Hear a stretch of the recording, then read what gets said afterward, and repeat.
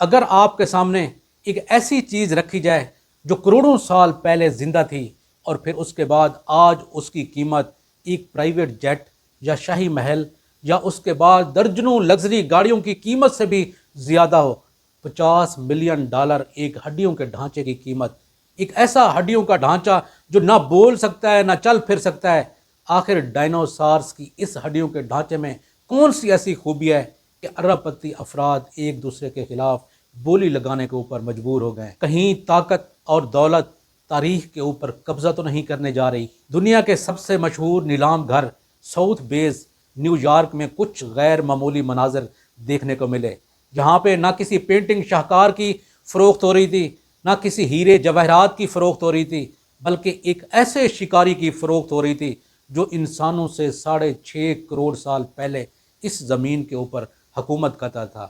چند ہی منٹوں میں بولی اوپر چڑھتی گئی، 10 ملین، 20 ملین، 30 ملین، 40 ملین اور یہاں تک کہ 50 ملین میں یہ ہڈیوں کا ڈھانچہ ڈائنوسارز کا فروخت ہوگی۔ جہاں پہ جو سب سے زیادہ ایک اہم سوال پیدا ہوتا ہے کہ کیوں ایک شخص $50 ملین میں ایک ایسا ہڈیوں کا ڈھانچہ خریدے گا جو نہ چل پھر سکتا ہے، نہ بول سکتا ہے اور نہ پھر کسی کے کام آ سکتا ہے؟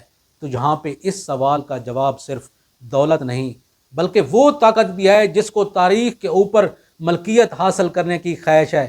ارب پتی افراد صرف آرٹ ہی کو نہیں بلکہ تاریخ کو بھی خرید رہے ہیں۔ یہاں پہ جو سب سے زیادہ دلچسپ بات ہے کہ ڈائنوسارز نہ صرف سائنس کا حصہ رہا ہے بلکہ فلموں، کتابوں اور اس کے بعد بچوں کے کھلونوں کا کلچر بھی رہا ہے۔ جراسک پارک نے ڈائنوسارز کو دنیا بھر کے بچوں کا پسندیدہ خزانہ بنا دیا ہے اور اب یہی خزانہ اس وقت ارب پتی افراد کی پسند بننے جا رہا ہے۔ ماہرین کے مطابق جب فوسل زمین سے باہر آتے ہیں تو ٹوٹنے کا عمل شروع ہو جاتا ہے، اس لیے اگر ان کو محفوظ نہ کیا گیا تو کروڑوں سال پرانا خزانہ صرف چند سالوں میں ختم ہو کر رہ جائے گا۔ اور ماہرین اس پروسیس کے لیے ایک الگ سے ٹرم یوز کرتے ہیں جس کو سیکنڈ ایکسٹنکشن کہتے ہیں، یعنی کہ دوسری بار معدومیت۔ اس لیے فوسل شکاری ڈائنوسارز کو دوسری بار معدوم ہونے سے بھی بچا رہے ہیں۔ ایک وقت تھا جب ڈائنوسارز پوری زمین کا بادشاہ تھا، پھر اس کے بعد ایک شہاب ثاقب آیا اور اس کے بعد یہ سب کچھ ختم ہو گیا۔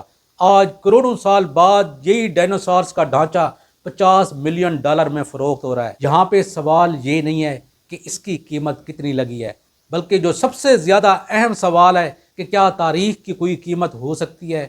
کیا سائنسی ورثہ کسی ارب پتی شخص کی ملکیت ہو سکتا ہے یا اس کے بعد سائنسی ورثے کو مشترکہ انسانیت کا خزانہ ہونا چاہیے؟ اس کا فیصلہ آپ